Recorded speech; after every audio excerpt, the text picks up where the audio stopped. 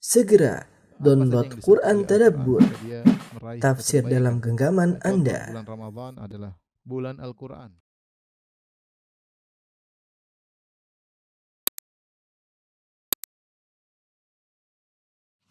Bismillahirrahmanirrahim. Assalamualaikum warahmatullahi wabarakatuh.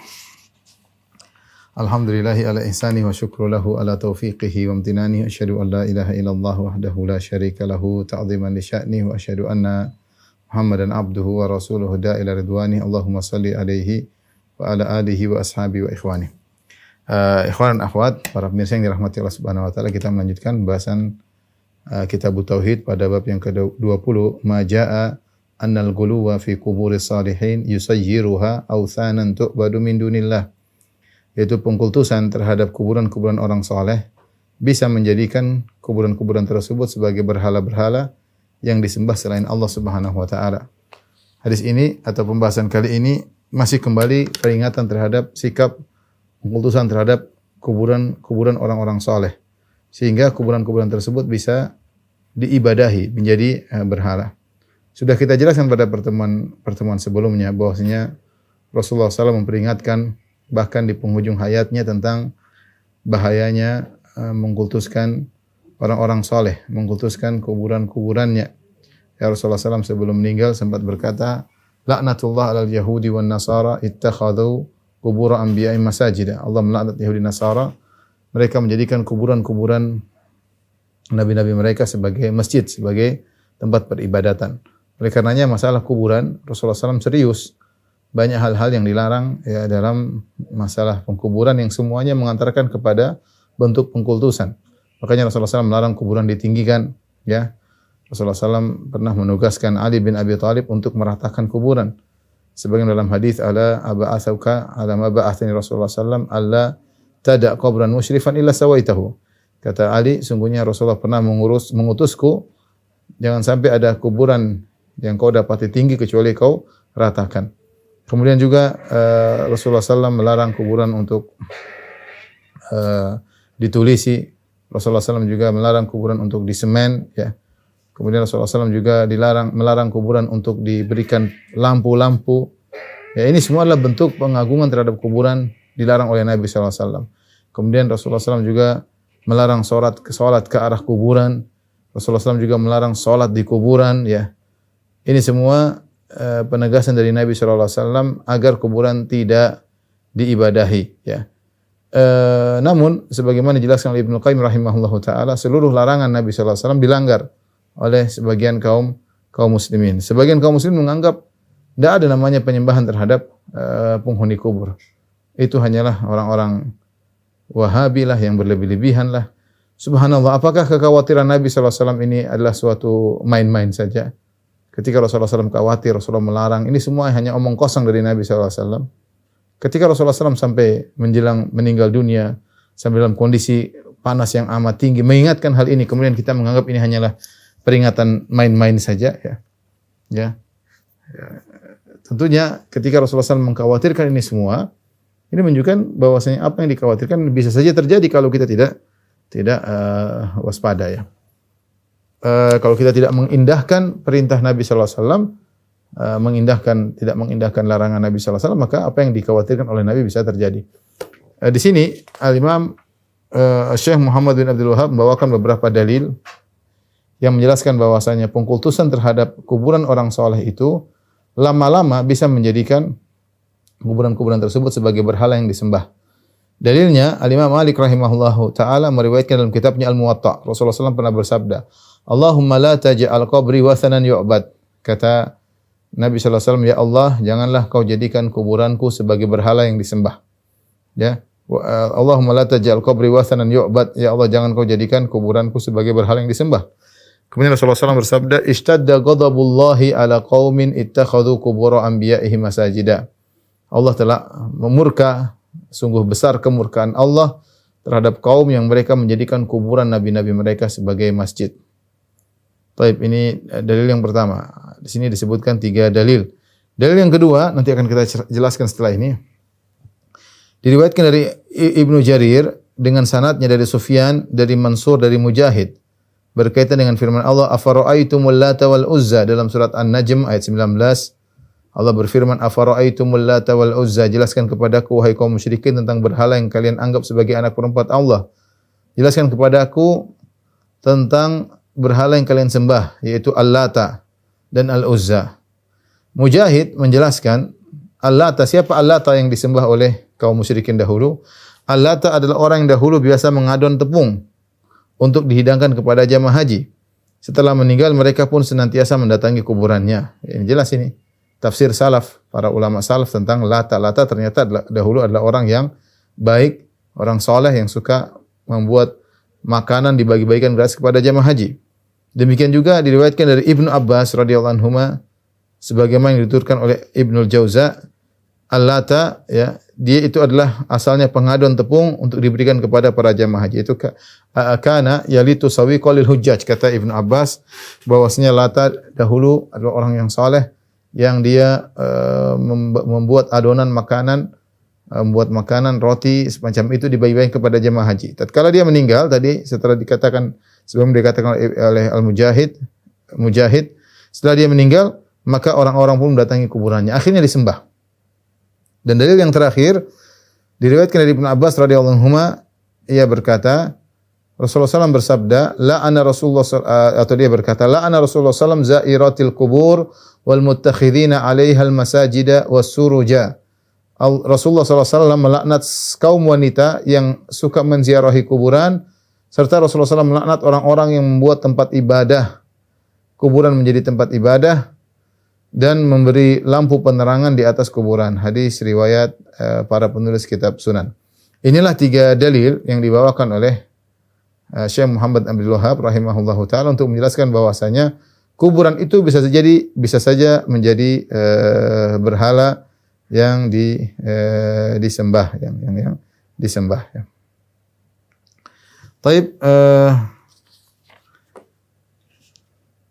kita tahu bahwasanya ikhwan dan akhwat yang rahmatillah subhanahu wa ta'ala, tujuan, ya, ziarah kubur, ya. Tujuan ziarah kubur ada 2. Yang pertama adalah mengingat kematian.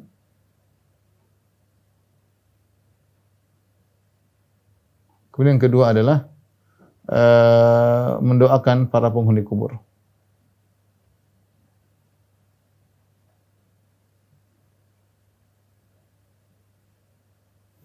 Mendoakan para penghuni kubur. Kalau ini mengingat kematian, manfaatnya kembali kepada penziarah.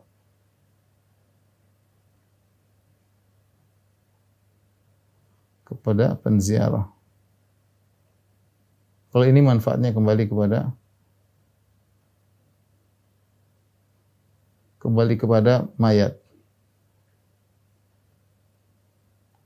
Kata Nabi SAW, zurul kubur fa innaha tudzakirukumul akhirah.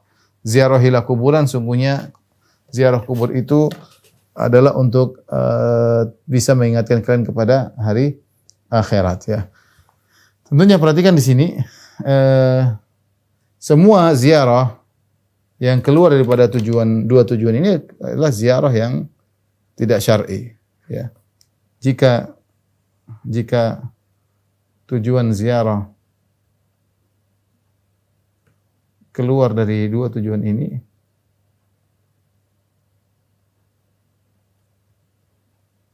maka ziarah yang bid'ah atau syirik, atau ziarah yang syirik, ya. Ya, bid'ah seperti menjadikan para datang kepada penghuni kubur, berusaha mengambil manfaat dari para penghuni kubur. Ini yang jadi masalah, ya. Yang ziarah bid'ah atau syirik ini intinya adalah, ya, penziarah meminta manfaat dari penghuni kubur. Seharusnya kebalik, ya. Logika menjelaskan bahwasanya penghuni kubur yang membutuhkan manfaat dari penziarah.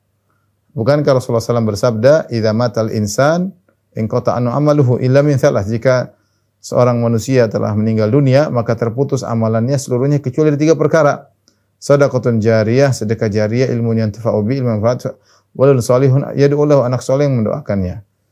Di antaranya doa kaum muslimin, orang-orang yang mendoakan penghuni kubur berarti memberi manfaat kepada sang penghuni kubur. Karena dia sudah tidak bisa beramal saleh, ya, makanya ketika dia meninggal, kita yang memandikannya, kita yang mengafankannya, kita yang menyolatkannya, kita yang menguburkannya. Dia sudah tidak bisa sholat lagi, sudah tidak bisa puasa lagi. Makanya Rasulullah SAW mengatakan, man mata wa alaihi siyam sama anhu walihu. Barang siapa yang meninggal, dia punya utang puasa, maka walinya yang mempuasakannya. Kenapa dia sudah tidak bisa puasa lagi? Dia sudah tidak bisa puasa lagi. Kalau dia bisa puasa lagi, ngapain kita mewakilkan puasanya? Ngapain kita mempuasakan dirinya?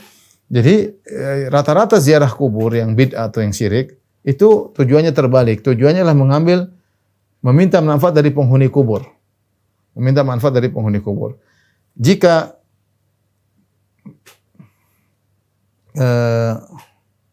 kapan dia bid'ah? Ya. Bid'ah jika meminta kepada Allah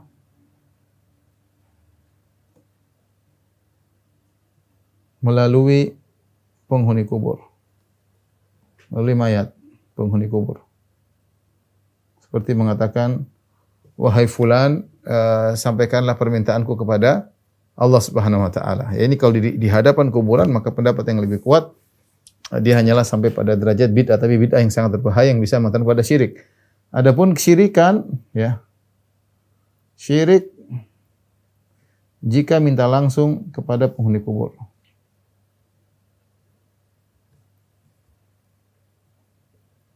Pada penghuni kubur. Seperti berkata, wahai mbah, wahai sunan, mudahkanlah urusanku, wahai sunan, atau wahai wali, wahai Abdul Qadir Jailani misalnya, mudahkanlah istriku untuk mengandung misalnya, atau mudahkan rezekiku. Itu syirik karena minta langsung kepada penghuni kubur. Maka inilah perbedaan antara ziarah kubur yang syar'i dengan ziarah kubur yang tidak syar'i, ya. Ziarah kubur yang syar'i, yang ziarah kubur yang tidak syar'i, ya. Taib. Di antara ziarah kubur yang tidak syar'i adalah menjadikan atau yang bid'ah, ya. Jika meminta kepada Allah melalui penghuni kubur, di antaranya juga adalah menjadikan kuburan orang soleh sebagai masjid.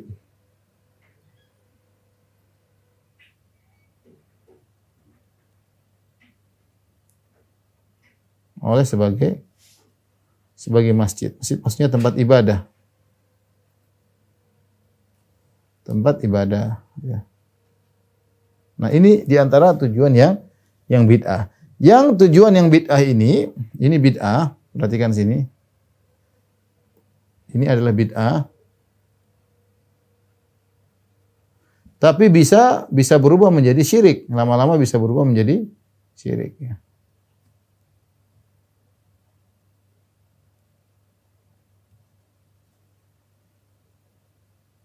Inilah yang disampaikan oleh Nabi sallallahu alaihi wasallam, Allahumma la taj'al qabri wathanan yu'bad. Ya Allah, jangan kau jadikan kuburanku sebagai berhala yang disembah.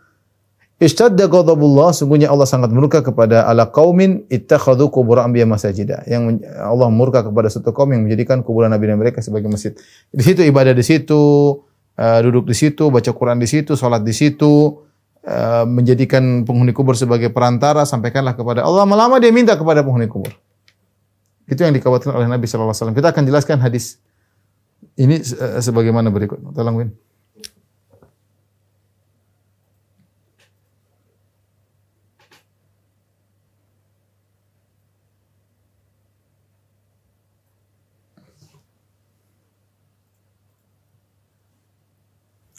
Hadis pertama, kita tuliskan hadisnya. Nabi SAW bersabda, Allahumma la taj'al qabri wathanan yu'bad. Ishtadda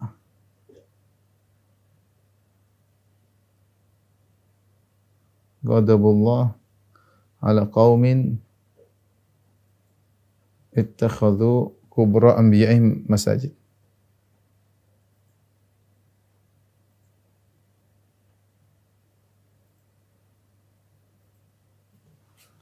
Nabi berdoa, ya Allah, ya Allah, jangan kau jadikan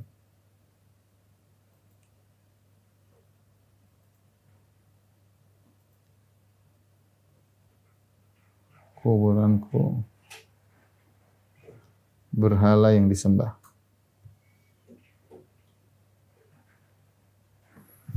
Ishtadda ghadabullah, Allah sangat murka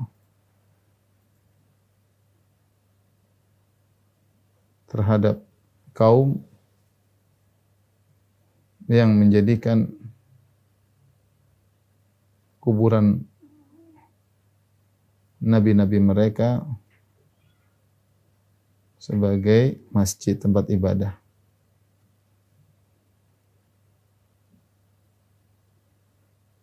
Perhatikan, Rasulullah melarang, ini larangan.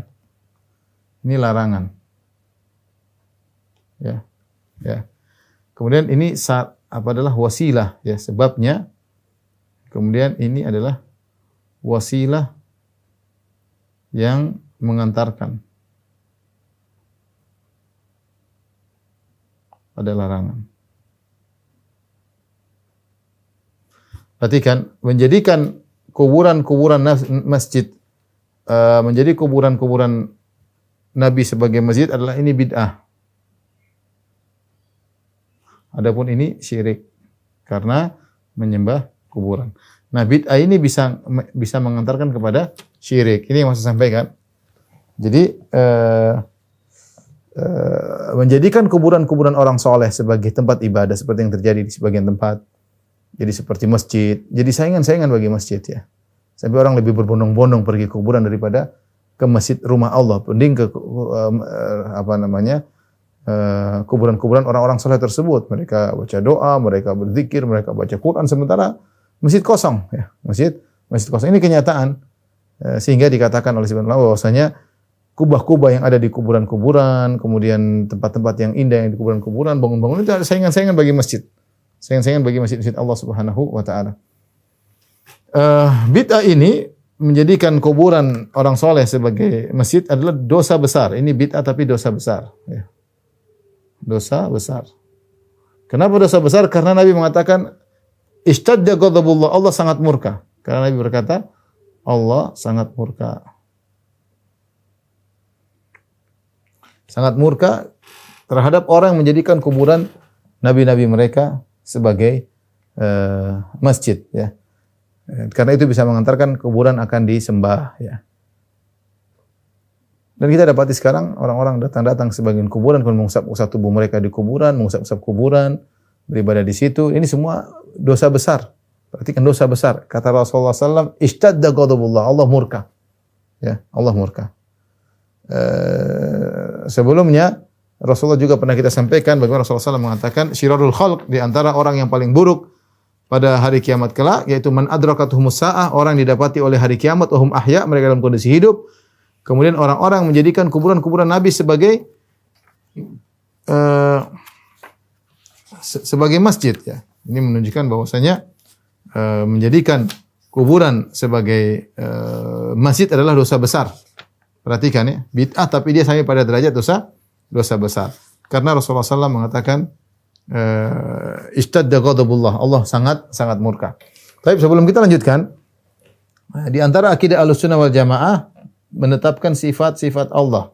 Di antara sifat-sifat Allah seperti ghadab, murka. Allah marah. Seperti sifat-sifat Allah misalnya rahmat, sayang. Di antara sifat-sifat Allah cinta, ya. Di antara sifat-sifat Allah tadi rahmat, sayang dan cinta, dan sifat-sifat yang lainnya, ya. Sifat-sifat yang lainnya, ya. Adapun ahlul bidah, ya, mereka mengatakan kita tidak boleh mensifati Allah dengan sifat-sifat tersebut. Para penolak sifat seperti Jahmiyah, Mu'tazilah, dan Asy'ariyah, mereka mengatakan Allah tidak mencintai, Allah tidak merahmati, Allah tidak cinta, rahmat, Allah tidak murka. Terus ini semua sifat harus ditakwil, ya. Kata mereka sifat murka, cinta dan rahmat, nah, itu adalah sifat manusia. Terus bagaimana? Ya, ditakwil menjadi sifat iradah, ya. Sifat murka atau kita tulis di sini Ahlus Sunnah, Ahlul Bidah.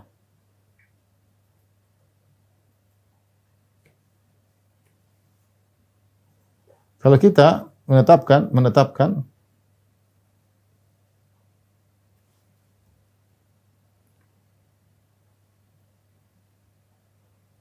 sifat marah,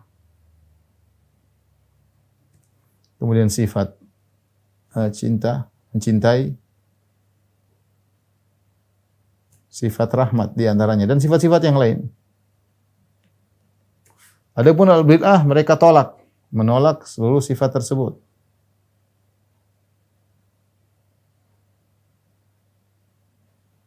Tapi ditakwil dengan sifat iradah. Sifat iradah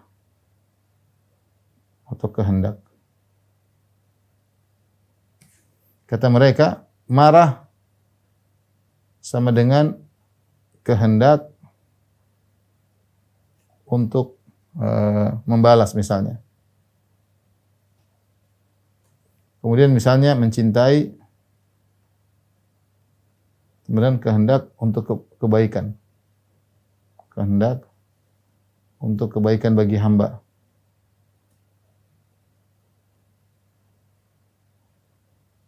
Sama, kemudian rahmat ditakwilkan juga dengan kehendak.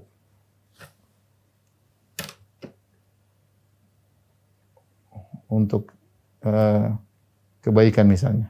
Jadi intinya mereka menolak sifat-sifat dan mereka menetapkan sifat kehendak iradah. Semua sifat ini 1, 2, 3 ditakwil menjadi sifat kehendak. Marah artinya kehendak ini, mencintai kehendak ini, rahmat menjadi kehendak ini. Apa dalil mereka? Mereka pakai logika. Kata mereka, kalau marah, mencintai dan rahmat itu seperti sifat manusia. Kalau marah itu artinya darah yang mendidih. Ini kata mereka. Rahmat berarti ini, hati yang begini. Cinta artinya hati begini. Dan macam-macam mereka menolak. Dan ini menunjukkan bahwasanya akidah Ahlul Bidah ini bukan akidah orang awam. Kaum muslimin secara umum menerima sifat-sifat ini. Kita tanya di mana masyarakat Allah lagi marah. Mereka ngomong dengan semudahnya. Allah mencintai, Allah sayang sama kita. Banyak sekali masyarakat tidak terfikir, tidak boleh sifat sayang, tidak boleh sifat murka, tidak boleh sifat ini, enggak ada. Masyarakat dengan fitrah mereka menerima sifat-sifat ini. Adapun al-bidah mereka tidak terima karena mereka terjebak dengan racun filsafat sehingga mereka mentakwil, kata mereka tidak boleh ada namanya marah, mencintai, rahmat, yang ada hanyalah kehendak. Kita bilang sama, kehendak pun, perhatikan, kehendak pun bantahan. Kita katakan sifat kehendak pun manusia juga punya sifat kehendak.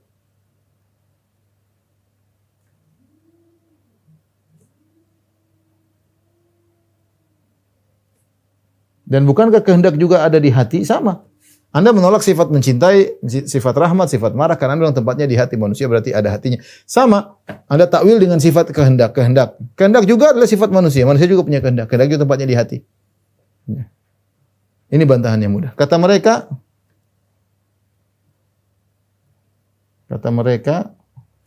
kehendak Allah tidak sama dengan kehendak manusia.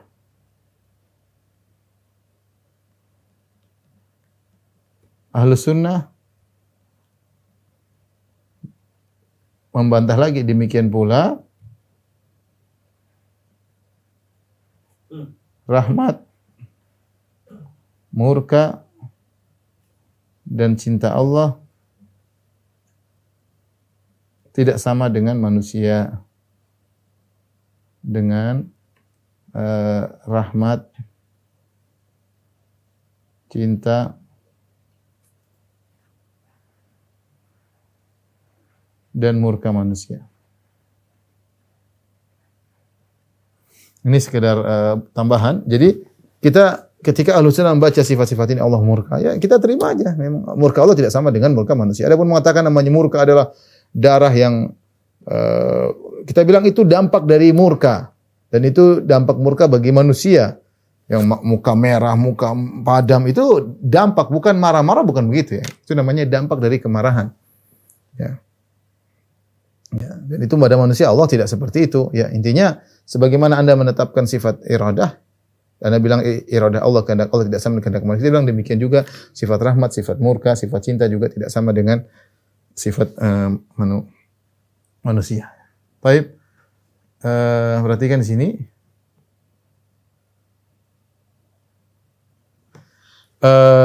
Silakan. Jadi Nabi SAW berdoa, Allahumma la taj'al qabri wathanan yu'bad. Ya Allah, jangan kau jadikan kuburanku sebagai berhala yang disembah.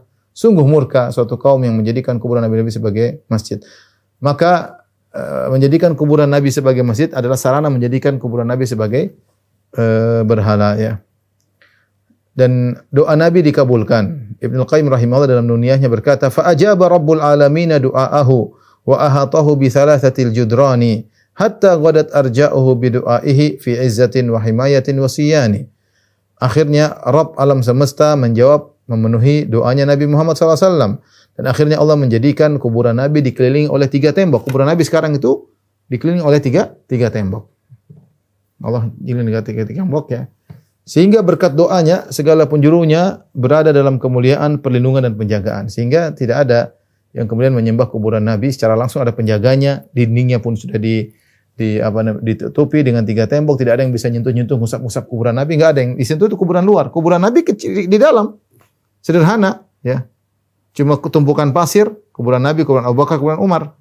Ya, di luar itu hanyalah ruangan Aisyah, rumah Aisyah yang diperbesar, dan kuburan Nabi pun sudah ditutup dengan 3 tembok, sehingga tidak ada yang bisa kemudian dengan lancang mengusap-ngusap kuburan Nabi sallallahu alaihi wasallam. Baik, kita sebutkan bagaimana sikap salaf terhadap segala wasilah menuju kesyirikan. Ibnu Waddah meriwayatkan, ya, dari Isa bin Yunus, beliau menceritakan bahwasanya Umar bin Khattab radhiyallahu anhu memerintahkan agar memotong pohon Sajaratul Ridwan, di mana Nabi sallallahu alaihi wasallam dibaiat di bawah pohon tersebut. Ya. Akhirnya Umar dengan perintah Umar pohon tersebut ditebang. Jadi kita tahu Allah telah menyebutkan pohon ini dalam Al-Qur'an. Dalam surat Al-Fatah ayat 18 kata Allah, laqad radiyallahu 'anil mu'minin idh yubayyi'unaka tahta syajarah fa'alima ma fi qulubihim. Sungguh Allah telah ridha kepada kaum mukminin tatkala mereka membaiat engkau di bawah sebuah pohon. Pohon tersebut disebut dengan Sajaratul Ridwan, pohon Ridwan. Fa'alima ma fi qulubihim. Maka Allah mengetahui isi hati mereka. Fa-anzalas sakinata 'alaihim, dan Allah telah menurunkan maka Allah turunkan ketenangan bagi mereka. Wa asabahum fatan qariba, dan Allah akan memberi ganjaran kepada mereka dengan kemenangan yang dekat waktunya. Diperhatikan, pohon ini pohon bersejarah. Rasulullah SAW pernah membaiat para sahabat ketika dalam perjanjian Hudaybiyah, yaitu baiat untuk siap mati membela Nabi sallallahu alaihi wasallam. Sekitar 1.500 orang atau 1.400 orang membaiat Nabi sallallahu alaihi wasallam, dan semua yang baiat Nabi di bawah pohon tersebut semuanya masuk surga. Semuanya masuk surga kecuali 1 orang munafik yang ikut serta dalam mereka. Artinya ini peristiwa sejarah yang luar biasa. Sampai Allah mengatakan laqad radiyallahu anhu wa laqad radiyallahu 'anil mu'minin, sungguh Allah telah ridha kepada mereka. Namun ketika Rasulullah SAW sudah meninggal di zaman Umar bin Khattab radhiyallahu anhu, Umar melihat orang-orang mulai pergi ke situ, mulai ingin ibadah di pohon tersebut. Ya, karena pohon bersejarah. Di sini sahabat pernah membaiat Nabi. Apa yang dilakukan Umar? Umar suruh orang-orang untuk menebang pohon tersebut agar tidak menjadi fitnah. Seandainya di zaman kita sekarang mungkin sudah ditutup, dikasih tempat, dikasih ini, maka orang semakin difasilitasi untuk beribadah di situ. Tapi Umar tidak berpikiran seperti itu. Umar punya cara yang lain. Karena Umar tidak ingin menjadikan orang ketergantungan kepada pohon, menjadikan sesuatu yang bukan sebab menjadi sebab. Beribadah hanya kepada Allah Subhanahu wa taala. Ya, padahal sebenarnya pohon itu pohon bersejarah. Tapi ketika disalahgunakan, tempat bersejarah digunakan sebagai tempat beribadah, maka Umar pun melarang dan akhirnya menyuruh ditebang pohon tersebut. Ini contoh bagaimana sikap para salaf dalam memberantas wasilah-wasilah yang bisa mengantarkan kepada kesyirikan. Demikian juga dilakukan juga oleh Umar bin Khattab radhiyallahu anhu, sebagaimana disebutkan oleh Ibnu Ishaq dalam Al-Maghazi dari Abu Aliyah, dia mengatakan, ya saya bacakan terjemahannya, tentang sikap Umar terhadap kuburan Nabi Daniel, ya. Abu Aliyah berkata, ketika kami menaklukkan kota Tustar, kami menemukan sesosok mayat lelaki terbaring di atas ranjang Baitul Mal milik Al-Hurmuzan, yaitu ada seorang laki-laki terbaring di atas ranjang. Di sisi kepala mayat tersebut terdapat mushaf, terdapat lembaran-lembaran. Lalu kami mengambil mushaf tersebut untuk mengirimkannya kepada Umar. Ternyata mungkin isinya Taurat atau semacamnya. Ketika tiba mushaf tersebut kepada Umar, dari yang ada terletak di kepala mayat tersebut, Umar memanggil Ka'ab untuk menerjemahkannya ke dalam bahasa Arab. Dan akhirnya diterjemahkan, dan aku adalah orang Arab pertama yang membacanya. Aku membacanya seperti aku membaca Al-Quran, dan aku bertanya kepada Abu Aliyah, apa isinya? Dia menjawab, tentang perjalanan hidup kalian, perkara-perkara kalian, gaya bahasa kalian, apa yang akan terjadi nanti.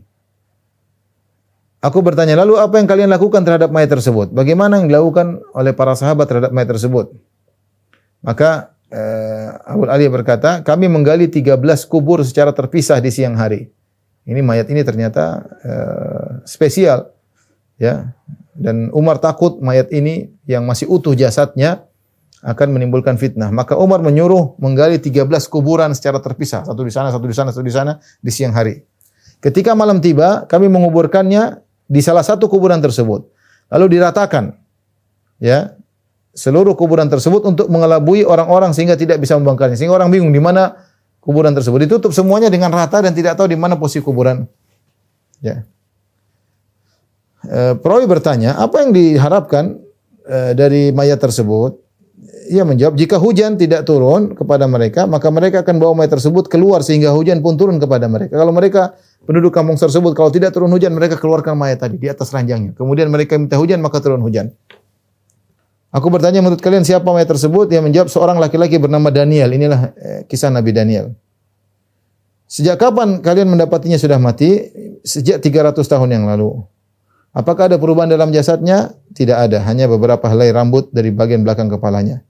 Sungguhnya bumi tidak makan jasad para nabi. Ini kisah tentang jasad Nabi Daniel yang ditemukan oleh sebagian salaf, kemudian dilaporkan kepada Umar bin Khattab radhiyallahu anhu. Namun apa yang dilakukan Umar? Padahal jasad itu bermanfaat. Kalau mereka minta hujan, mereka keluarkan. Tetapi Umar punya pandangan lain. Beliau khawatir bahwasanya jasad Nabi ini dijadikan disalahgunakan, akhirnya dikubur dengan cara membuat kuburan yang banyak sehingga orang tidak tahu di mana dikuburkan. Kemudian diratakan sehingga seperti tanah biasa dan tidak tahu di mana kuburan mana yang ada Nabi Daniel tersebut. Ibnu Al-Qayyim rahimahullah mengomentari kisah ini, beliau berkata, di dalam kisah ini orang-orang Muhajirin Ansar menghilangkan jejak kuburannya agar orang-orang tidak terfitnah karenanya. Dan agar mereka tidak mengeluarkan mayat tersebut untuk berdoa di sisinya dan berharap berkah darinya. Seandainya orang-orang belakangan menemukannya, pastilah mereka rela menumpahkan darah untuk berebut mendapatkannya, untuk selanjutnya menyembahnya selain Allah. Jadi berbeda antara salaf dengan orang sekarang. Jadi itu digunakan untuk minta hujan, justru Umar menghilangkan jejak kuburan Nabi Daniel. Ya, ini salah satu sikap Umar dalam menghilangkan sarana-sarana yang bisa mengantarkan kepada kesyirikan. Tapi kita melanjut pada ayat yang kedua atau dalil yang kedua, afara'aitumul Lata wal Uzza. Tidak, bagaimana, terangkanlah kepadaku tentang Lata wal Uzza. Sudah kita jelaskan tadi tafsir dari Mujahid dan Ibnu Abbas bahwasanya ini sudah bahwasanya Lata, ya, Lata, siapakah Lata ini? Kata Ibnu Abbas, kana yaitu as-sawiqa lil hujjaj. Dahulu suka membagi makanan, membuat adonan membagi makanan kepada jamaah haji. Buat roti, ya, jadi dibuat adonan kemudian bikin roti dibagi pada jamaah haji gratis. Orang soleh. Tatkala dia meninggal, ketika meninggal kuburannya didatangi orang-orang.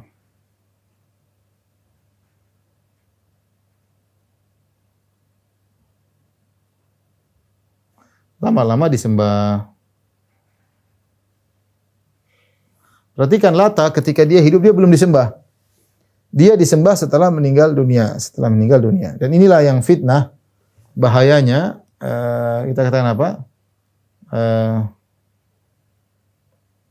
Bahayanya banyak orang soleh justru disembah setelah meninggal.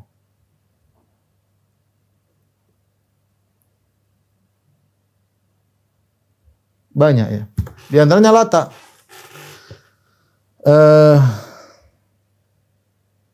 Ketika orang soleh tersebut masih hidup seperti zaman sekarang, orang datang padanya mengusap-usap tubuh ke tangannya, tapi belum disembah. Ketika dia meninggal justru disembah. Ya, justru disembah. Karena ketika dia masih hidup masih nampak, Allah Allah masih nampak sifat-sifat kekurangan sebagai manusia.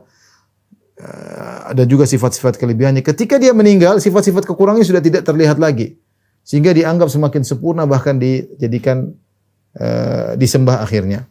Ini bukan hal yang mustahil, dan ini sangat mungkin terjadi ya. Di antara bukti misalnya siapa? Misalnya kita katakan orang-orang soleh yang disembah oleh Nabi Nuh, yang disembah oleh kaum Nabi Nuh. Kaum Nabi Nuh ya, alaihissalam. Tadinya orang soleh masih hidup, dia ketika masih hidup belum disembah. Ketika sudah meninggal baru disembah. Tadi kita sebutkan misalnya Lata. Lata ketika masih hidup belum disembah. Ketika sudah meninggal dunia baru kemudian disembah. Misalnya Uzair disembah oleh orang Yahudi, ketika masih hidup belum disembah. Ketika sudah meninggal disembah. Misalnya Nabi Isa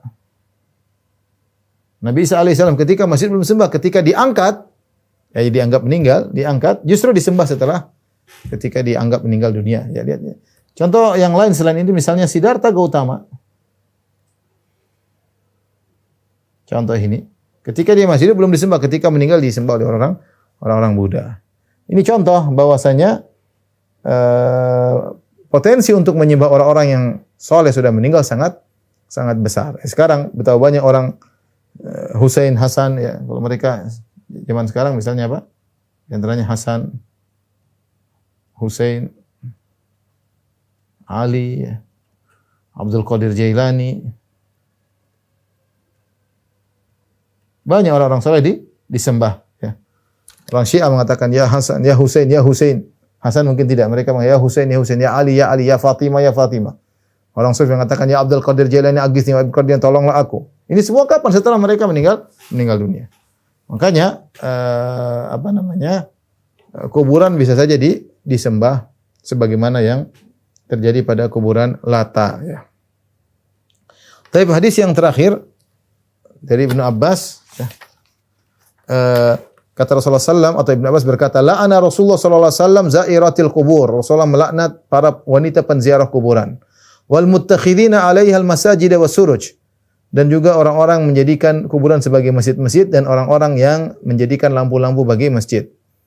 Di sini pembahasan pertama, Rasulullah melaknat tiga model orang. Pertama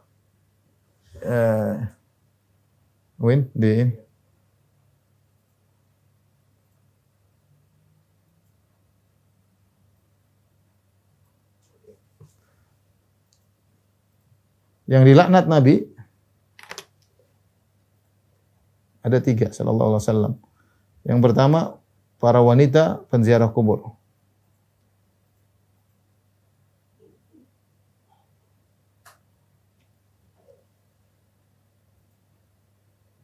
Kemudian yang kedua adalah yang menjadikan kuburan sebagai masjid, tempat ibadah. Yang ketiga adalah yang memasang lampu di kuburan. Ini semua dilaknat, Semuanya merupakan dosa-dosa besar. Adapun yang pertama wanita dilaknat oleh Rasulullah SAW, tentunya ini ada khilaf di kalangan para ulama. Intinya wanita yang sering menziarah kubur, terlalu sering menziarah kubur, maka tidak diperbolehkan, ya, dilaknat oleh Rasulullah SAW. Adapun yang jarang-jarang, kadang-kadang, maka ini ada khilaf di kalangan para ulama. Ada yang mengatakan wanita boleh menziarah kubur sesekali, ya, karena wanita juga butuh ingat kepada hari akhirat. Sebenarnya mengatakan sesekali pun tidak boleh. Wanita tidak boleh sama sekali. Kenapa? Karena wanita hatinya lemah. Kalau datang ke kuburan maka nangis-nangis, akan protes kepada takdir Allah Subhanahu wa taala karena kelemahan hati mereka, mereka tidak disyariatkan untuk ziarah kubur. Ya, sebagaimana Rasulullah SAW pernah berkata, "An-na'iha illam tatub qabla mautiha." Sungguhnya wanita yang suka meratapi mayat, ya, ketika ada yang meninggal, kemudian kalau dia belum bertobat sebelum matinya, maka dia akan disiksa oleh Allah dengan dibuat baju dari api, ya, dan mantel dari kudis, ya. Ya, ini kenapa? Karena wanita lemah. Ya, ketika ada orang meninggal, seperti suaminya meninggal, kemudian, kenapa kau tinggalkan aku? Kenapa anak? Dia meratap. Karena kan dia tidak terima dengan takdir Allah. Ini dosa besar. Ya, makanya dilarang ketika dia pergi kuburan, dilarang oleh Nabi SAW karena dikhawatirkan demikian juga. Nanti kuburan anaknya, anakku, kenapa kau tinggalkan mama, dan macam-macam. Wahai suamiku, wahai ayah, bunda, saya bersalah, nangis-nangis di situ. Ini tidak boleh. Seakan-akan dia protes kepada takdir Allah Subhanahu, keputusan Allah Subhanahu wa taala. Makanya wanita tidak boleh menziarah kubur. Ini pendapat melarang secara mutlak. Pendapat lain mengatakan boleh wanita menziarah kubur selama tidak melakukan pelanggaran. Tidak melakukan pelanggaran karena sebagaimana lelaki butuh untuk ingat akhirat, wanita juga butuh untuk ingat akhirat. Tapi ada khilaf di kalangan para ulama. Yang kedua, yang menjadikan kuburan sebagai masjid. Yang ketiga, perhatikan, memasang lampu-lampu di kuburan karena ini bentuk karena merupakan salah satu bentuk pengagungan terhadap kuburan.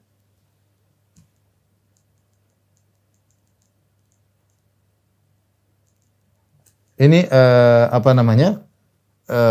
sebab kenapa dilarang untuk membuat penerangan di kuburan. Beda kalau kita buat lampu untuk orang ziarah kubur. Tapi kalau kuburan dikhususkan lampu, dihiasi, ya ini bentuk pengkultusan, pengagungan. Tidak perlu. Kuburan tujuannya apa? Tujuan kuburan mengingat kematian, bukan untuk dihiasi-hiasi. Dan kata para ulama ini bentuk, sekalian juga bentuk membuang-buang uang tidak pada tempatnya. Membuang harta tidak pada tempatnya. Ini tidak boleh. Ya. Karenanya dari sini kita tahu bahwasanya kuburan harusnya sederhana. Ini dalil bahwasanya asalnya kuburan harus sederhana.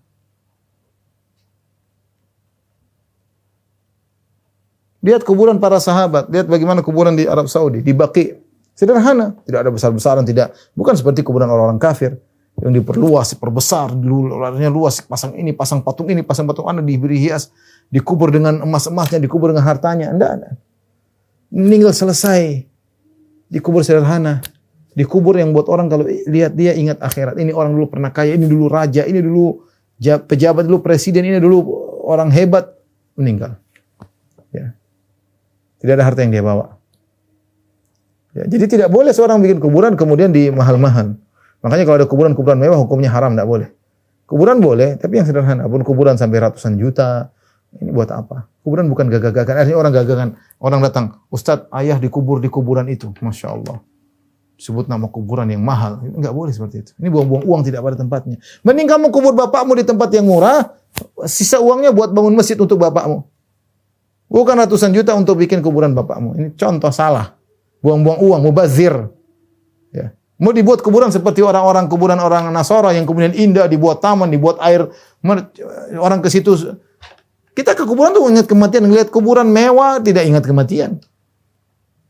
Kuburan sederhana. Makanya Rasulullah larang ditulisin, disemenin, tidak boleh ditinggikan, tidak boleh pasang lampu, tidak boleh ini semua. Ini menghilangkan kesederhanaan kuburan. Maka kuburan orang Islam tidak boleh seperti itu.